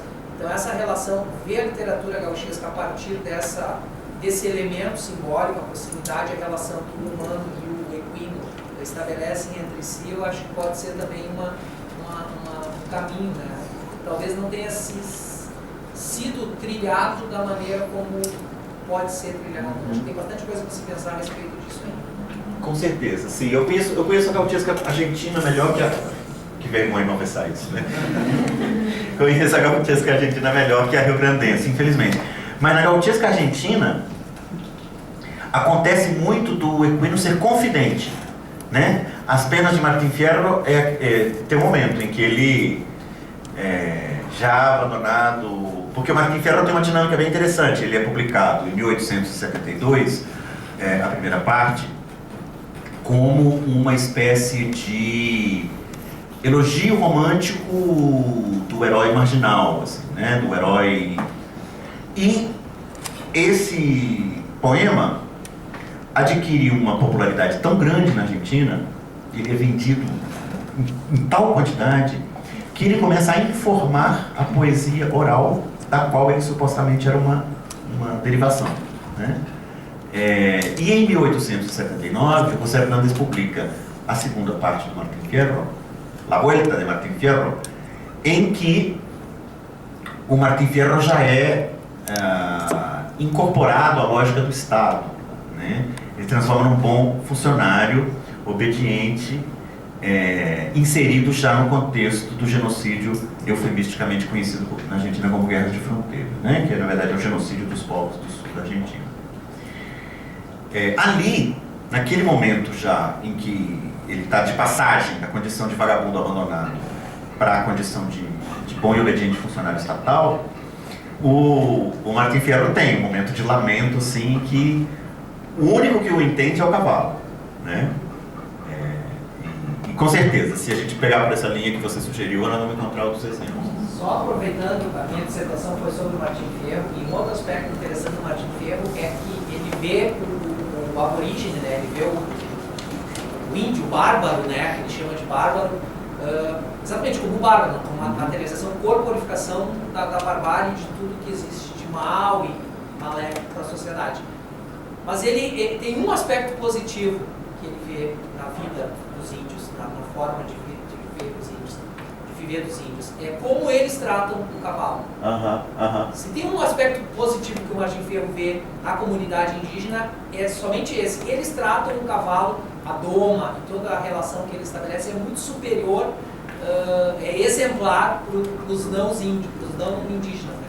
Gaúcho, Que bacana, eu não me lembrava desse detalhe. Faz um elogio, faz várias. A relação do índio com o cavalo. Exatamente. Que fantástico, eu não me lembrava dessa parte. É no primeiro. No primeiro. Só queria chamar a atenção para a modéstia do Rafael, porque ele indicou a ser feito um trabalho que na verdade ele já faz. Na tese dele sobre o Silvino Ocampo, que foi defendido. Está aberta a sessão ainda, perguntas? Fábio? Fiquei pensando sobre esse imaginário ameríndio. Você contou a ideia de que os animais seriam humanos que cometeram algum tipo de erro, né? E fiquei me questionando o quanto essa ideia de que os animais são todos humanos, assim como nós, não pode ser uma outra forma de antropocentrismo, ao atribuir a eles uma qualidade humana e não ver os animais como uma alteridade, digamos assim, seja lá o que isso for. A diferença, quer dizer, essa é uma objeção que a teoria antecipa. A diferença é que aqui, humano quer dizer somente uma posição, né? Assim, ela quer dizer simplesmente assim, aquele que tem os atributos da pessoalidade, né? E que, portanto, não é que, digamos, não é que os animais podem ser humanos. Eles são humanos quando estão na posição de humanos. Assim como nós somos humanos só quando estamos na posição de humanos. Quando estamos de frente para a onça, somos pouco selvagens. Ou seja, o que eu quero chamar a atenção é que a teoria, de alguma forma, ela prevê isso, né? Na medida em que a formulação não seria exatamente de que os animais podem, em determinadas circunstâncias, chegar a ser aquilo que nós já somos, né? Na verdade, a formulação da teoria é um pouco diferente. O que é característico do humano, aí na teoria, é só isso, se ver como humano, se ver como aquele que tem os atributos da pessoalidade, da iniciativa, da alma, da vontade, da subjetividade, ou seja, tudo isso que nós, né, atribuímos poderia chamar de pessoalidade, em vez de humanidade, só porque pessoalidade seria um pouco confuso, né, porque a gente tem uma outra palavra com essa raiz e tal, mas é só isso, assim, é o fato de que, não é o fato de que eles podem vir a ser, eles são, sempre que estão nessa posição, né, de se ver enquanto tais.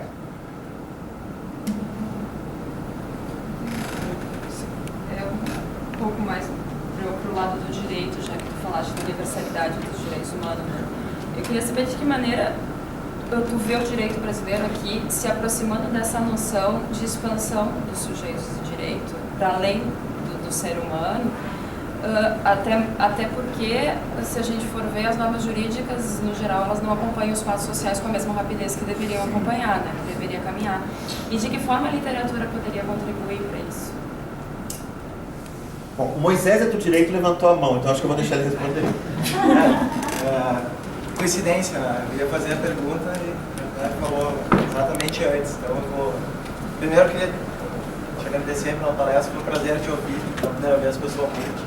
A gente já está em contato há tanto tempo. Parabéns pela palestra. Então, a minha questão, eu não tenho resposta para ela, né? O compartilhamento de uma aporia que está na tua fala e que se baseia nessa articulação que eu queria discutir, colocar no início entre o conceito de direitos humanos e toda essa questão ecológica, né? Porque a sensação que eu tenho em relação ao direito é exatamente a inversa que tem em relação à literatura. Enquanto tu vê na literatura uma máquina que produziu muita coisa interessante que tem que ser recuperada, eu vejo no direito uma máquina totalmente insuficiente para receber a potência desse discurso ameríndio. Eu acho que a estrutura do direito ela é completamente deficitária em relação a esse pensamento. Então, eu sou completamente cético que o pensamento, digamos assim, a estrutura dos direitos humanos seja capaz de dar conta da radicalidade dessa questão do perspectivismo. E não só apenas pelo fato de ser antropocêntrico o discurso dos direitos humanos, não só apenas, mas também pelo nível estrutural. E aqui, então, eu queria fazer uma articulação do pensamento do Eduardo com o pensamento do Alexandre Nodari, né, para ver assim, o que para mim, digamos assim, gera essa incompatibilidade ou intraduzibilidade, né, desse perspectivismo no nível dos direitos humanos. Porque os direitos humanos, eles são pensados a partir do modelo da propriedade. Tá? Todo modelo, digamos assim, que articulou esses sujeitos que têm direitos subjetivos, direitos, portanto, do sujeito, é pensado a partir da propriedade. Né? O que é o direito à liberdade, por exemplo? É o direito à minha liberdade. O que é o direito à vida? É o direito à minha vida. Né? Então, o meu, aquilo que me pertence. Né? Então, a estrutura jurídico-dogmática dos direitos fundamentais é uma estrutura baseada na propriedade. Enquanto que essa estrutura que tu coloca, ameríndia, da perspectivação, era uma estrutura, e aqui vai reconhecer o link que eu estou fazendo no pensamento do Alexandre, é uma estrutura de posse, digamos assim. Ninguém tem a posição do humano. Eu só possuo ela precariamente, mas ela gira e alterna a todo momento. Tá? Então, enquanto a estrutura do direito fundamental é uma estrutura de propriedade, né, a estrutura da perspectiva é uma estrutura de posse, né, em que ninguém detém definitivamente. Então aí eu vejo um problema de como incorporar essas estruturas ameríndias dentro dos discursos dos direitos humanos, considerando que a matriz não só, digamos assim, cultural antropocêntrica está presente, mas também de nível estrutural, na configuração jurídico-dogmática desses direitos, está ligado à propriedade. Perfeito. Bom, está claríssimo que eu não tenho resposta para nenhuma das duas. De certa forma, a do Moisés é uma resposta à sua colocação, né? Eu queria também agradecer a presença do Moisés. Nós somos amigos, estamos em contato pela internet há muitos anos, muitos anos. Tem sido um interlocutor muito especial para mim, e nos blogs, no Twitter, no Facebook, etc. Então é muito bacana, finalmente, estar pessoalmente. Sim, não, eu compartilho o seu ceticismo com o direito, e aí, digamos, esse ceticismo seria uma primeira tentativa de resposta a você. Eu me relaciono com o direito assim como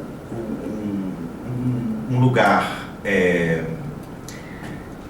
sempre para ser rasurado, mas inevitável, né? Assim, a minha relação com ele é a relação que o Derrida mantinha com esses discursos com os quais vai trabalhar sempre sob rasura, né? E sob rasura aqui quer dizer duas coisas, assim, você nunca vai tomá-lo por valor de face, nunca vai tomá-lo ao pé da letra, né? Mas nunca vai deixar de se relacionar com ele. A gente até comentou, essa questão que você desenhou sobre os direitos humanos, a gente comentou na última apresentação dessa palestra, que foi na Federal Fluminense. Uma pessoa destacou com muita agudeza o seguinte: peraí, Delber, teve uma época que você ficava o tempo todo insistindo que esses direitos humanos não eram tão universais assim. E agora o seu discurso parece estar super focado em reivindicar os direitos humanos como um lugar de, né, universalidade. E é verdade, assim, uma breve anedota para ilustrar isso que eu estou dizendo. Esse último livro que eu publiquei em português, que se chama Figuras da Violência, ele incorpora alguns materiais que haviam sido publicados na edição em inglês. Mas eu escrevi um outro epílogo, em que a discussão sobre os direitos humanos está muito associada à crítica do suposto lugar de universalidade a partir do qual esses direitos humanos normalmente são reivindicados. Então, para dar um exemplo, eu comento uma carta de 3 feministas árabes às feministas ocidentais, em que elas argumentam uma coisa muito interessante. sempre que o feminismo ocidental fala do mundo árabe, da opressão das mulheres no mundo árabe, elas apresentam as mulheres árabes como vítimas da sua própria cultura. As consequências da ocupação israelense, por exemplo, sobre as mulheres palestinas, jamais é discutida pelo feminismo ocidental, né? É como se a violação dos direitos humanos na cultura do outro fosse sempre realizada pela cultura do outro, né? Nunca é realizada por nós, né? Então essas três feministas escrevem uma carta belíssima, tá no epílogo do Figuras da Violência. E a carta está disponível na internet. Eu não vou me lembrar do título agora. Mas An Open Letter to Western Feminists, alguma coisa assim, né? Então, elas argumentam com muita contundência. Espera lá. Tudo bem, vocês intervirem em nome das mulheres árabes, mas as mulheres árabes só são oprimidas pela cultura árabe? Os bombardeios americanos, a ocupação israelense, né? Os séculos de colonialismo inglês e francês, não tem nada a ver com a opressão da mulher no mundo árabe, né? É só a cultura árabe que oprime. Então aí eu trabalhei um pouco com essa crítica da suposta universalidade dos direitos humanos, né? Outro exemplo foi a postura da Human Rights Watch na época da invasão do Iraque. A Human Rights Watch não se posicionou sobre a invasão do Iraque, ela não apoiou a invasão, mas também não criticou a invasão. E os argumentos para não criticá-la são bizarríssimos, assim, do tipo, nós não podíamos, não era claramente visível nenhum benefício para a população iraquiana na invasão. Portanto, nós não nos posicionamos sobre a guerra. Mas vamos para lá. Um país está invadindo uma nação soberana. Você não vê nenhum benefício para a população local nessa invasão. E aí, isso é justificativa para você não se posicionar sobre a guerra? Quer dizer, as duas únicas opções sobre essa guerra era apoiar ou ficar neutro? Meio bizarro, né? Isso num primeiro momento. Num segundo momento, que é um momento, acho que atual, eu ainda estou muito animado com a possibilidade de reivindicar o discurso dos direitos humanos, no contexto brasileiro especialmente. E isso, também para responder a sua pergunta, tem a ver com o meu contato com internacionalistas do direito. Talvez a nossa maior internacionalista, Daisy Ventura, professora da USP, né, e com Pablo Fernandes, amigo nosso, que é poeta e também jurista. No caso do trabalho dessas pessoas, a ênfase é no outro lugar. É na insistência em se reivindicar o lugar dos direitos humanos como discurso ineludível e como discurso necessariamente internacional. E aí a questão do direito, que pode servir também como um gancho para você pensar a pergunta que você me fazia, é que os direitos humanos necessariamente é internacional. E os direitos não antropocêntricos são necessariamente internacionais, né? Por razões óbvias. Um corpo d'água que você polui na Colômbia, ele vai ter efeitos no Brasil, né? Esses corpos d'água atravessam fronteiras nacionais. A extinção de espécies, ela pode se iniciar em determinada nação, mas ela afeta, né, o contexto transnacional e tal. E no Brasil, em geral, aplica-se muito pouco e muito mal o direito internacional, né? E aqui, no caso, é bem curioso como é que certos apelos à soberania nacional funcionam, né? Então, por exemplo, o governo brasileiro retrucou com um grande estardalhaço, né, em torno à defesa da soberania nacional, quando a Comissão Interamericana de Direitos Humanos da OEA se pronunciou sobre Belo Monte e sobre condenou o Brasil pela construção da usina de Belo Monte sem consulta aos povos indígenas, né? O Brasil violou gritantemente o artigo 231 da sua própria Constituição e violou a Convenção 69 da Organização Internacional do Trabalho, da qual o Brasil é signatário. Quando uma Comissão Internacional de Direitos Humanos se pronuncia sobre isso, aí vem a grita da soberania nacional, né? Ah, estrangeiros estão dando palpite, é a soberania do Estado brasileiro, etc. Né? Não existe nenhum grande reclamo de soberania nacional quando as multinacionais do alumínio se instalam, né, na Amazônia com incentivo do BNDES, meu. Né? Ninguém grita. Dilma Rousseff e Gleisi Hoffmann não gritam soberania nacional, né, quando as grandes multinacionais do alumínio, em conluio com as empreiteiras que lhe financiam as campanhas eleitorais, se instalam na Amazônia, né, para transformar a bauxita em lingote de alumínio usando quantidades obscenas de energia elétrica. Né? Então, a história da soberania nacional, como dizia o imortal Vicente Mateus, é uma faca de dois legumes, né? Porque ela funciona também quando se trata nitidamente de defender hierarquias interiores aos Estados nacionais. Nesse contexto, eu não vou renunciar ao discurso dos direitos humanos, né? Eu não vou renunciar a esse lugar de universalidade. Assim, no momento que for para falar do massacre do Carandiru, da destruição de modos de vida ameríndios na Amazônia, né, da violência policial brasileira, dos nossos recordes mundiais de assassinatos homofóbicos, eu acho que o discurso dos direitos humanos, com sua reivindicação de universalidade, é uma ferramenta potente.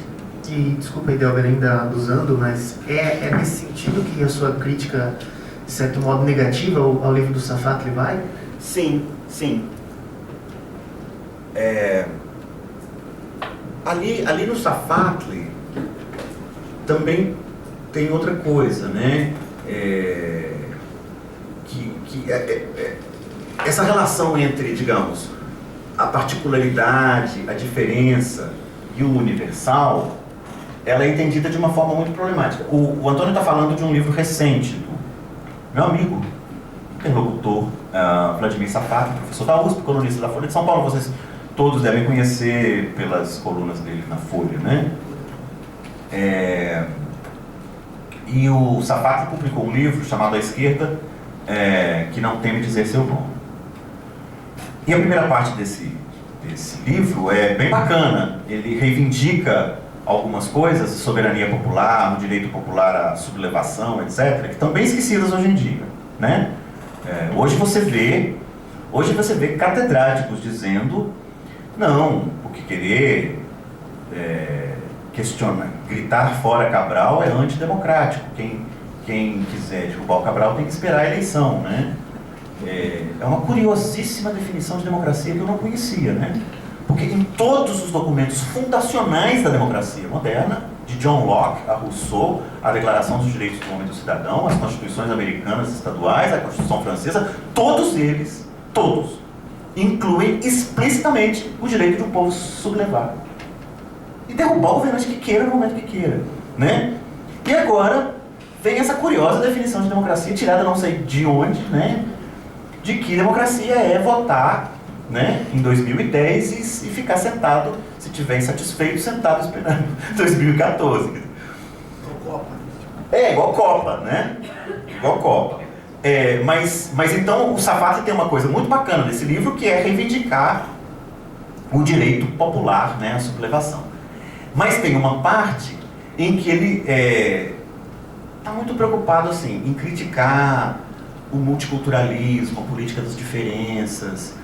Nós precisamos da universalidade, recuperar aquela universalidade inspirada por Marx e tal. É uma crítica ao feminismo, às políticas de defesa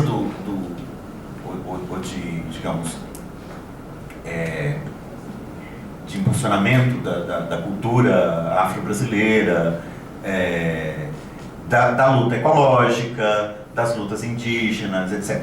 Tudo isso, para ele, são particulares, né? O universal é a luta de classes. Assim, não é bem assim que ele diz, não.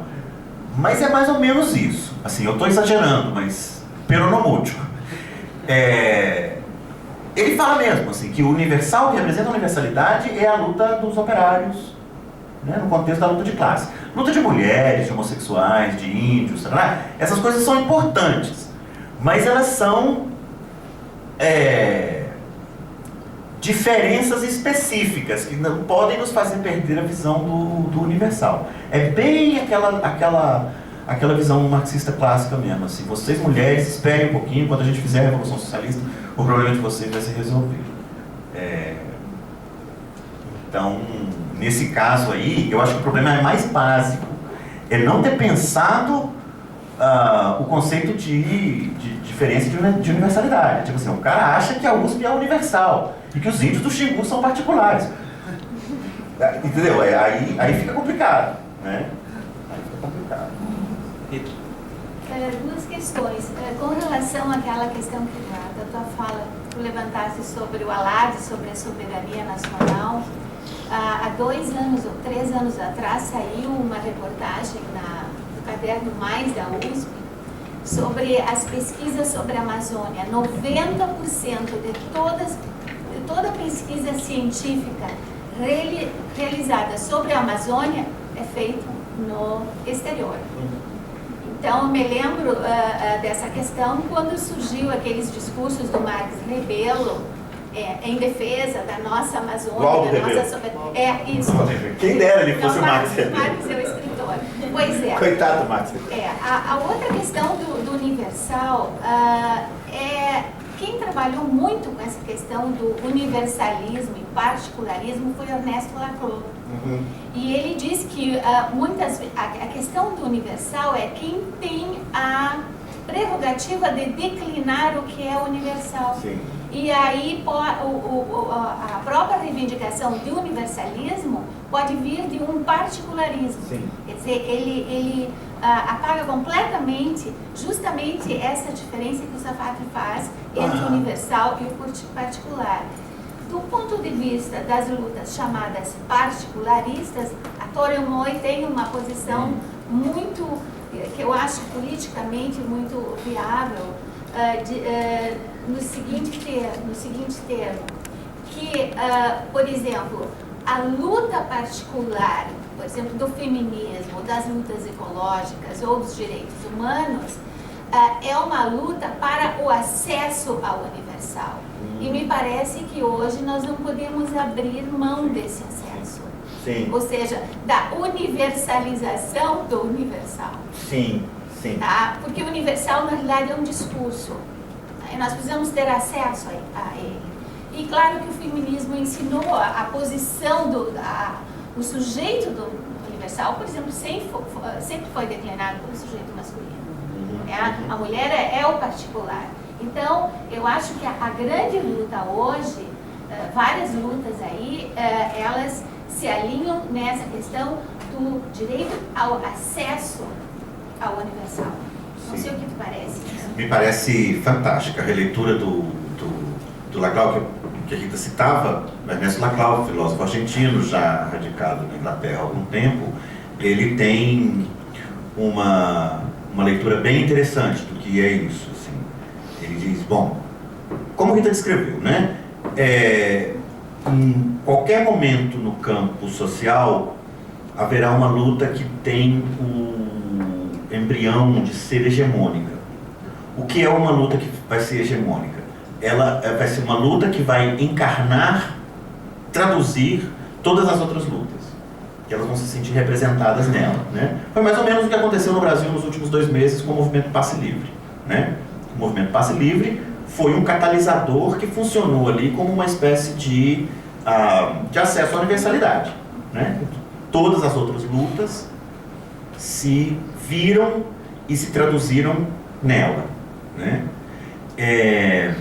Eu gosto desse modelo. Eu tenho um pouco de receio da palavra hegemonia, talvez porque eu tenha crescido com ela na minha adolescência de militante político. E sempre com muita obsessão pela hegemonia, por hegemonizar. Hegemonizar sempre me leva a pensar em uniformizar, em silenciar pessoas. Não estou dizendo que o Laclau quer isso, não. Mas, às vezes funciona assim, sabe? Me parece, entre certos usos assim, da teoria. Inclusive porque eu acho que valeria a pena também manter aberto manter aberta a possibilidade de que os discursos de luta funcionem também como desmontagem dos universais, né? Como desmontagem dos universais. Por exemplo, desenvolvimento é um universal do nosso tempo, né? Todos querem desenvolvimento, né? A expressão do desenvolvimento em crescimento de PIB é uma equação muito pouco questionada entre nós, né? A ideia de que, digamos, produzir mais, crescer mais, consumir mais, seja necessariamente um objetivo positivo, né? É muito pouco questionada entre nós. Então aí, quando determinadas sociedades ameríndias fazem a crítica da universalidade do desenvolvimento, de repente um outro mundo se abre, né? Se diz, espera lá, onde está escrito que nós necessariamente temos que crescer mais, produzir mais? Onde isso está levando? Não seria possível pensar uma outra forma de se relacionar com o mundo, né? Eles não estão necessariamente propondo outro universal, veja. Eles estão desmontando criticamente um conceito bastante particular que se erigiu em universal entre nós, né? Porque tem isso também, né? Tem o universal imposto através de genocídio, né? O universal imposto através de colonização, imperialismo e guerra, né? Que é o caso do universal desenvolvimento, né? Assim, a ideia de que nós devemos produzir cada vez mais para crescer e nos desenvolvermos cada vez mais é uma ideia cuja universalidade é bastante recente, né? Ou cujo reclamo de universalidade é bastante recente. Não, mas eu estava falando do universal em relação aos direitos. Sim, acesso sim. aos direitos. Acesso aos direitos. Acesso à voz, acesso a ser ouvido, acesso aos direitos plenos. Não dá, o conceito de democracia. Eu quero as duas coisas, percebe assim? Eu quero o direito de reivindicar o universal e quero o direito de desmontá-lo. Né? Eu acho que aquela metáfora do Derrida que eu gosto muito, de escrever com as duas mãos. Né? Inclusive porque o tal desenvolvimento é visto por muita gente como um direito. Né? Ele é apresentado por muita gente como um direito. Tem mais alguma pergunta? Professora Rita Lenira. Eu chamei porque a professora Rita Lenira vai falar sobre a questão do pós-humano no próximo sábado, dia 24, na mesma manhã que o professor Raul Antelmo vai estar visitando aqui. Se vocês comentar alguma coisa, né? Compartilho o gesto de escrever do Bruno. Só isso. Muito bom, parabéns pela fala. Muito obrigado, é um grande prazer sempre estar em Porto Alegre. Obrigado, Rita, obrigado a vocês todos. Tá, então, só antes de encerrar mesmo, tem um último agradecimento que eu esqueci de fazer, que é imperdoável. Queria agradecer ao meu pai, José Luiz, que gravou a palestra.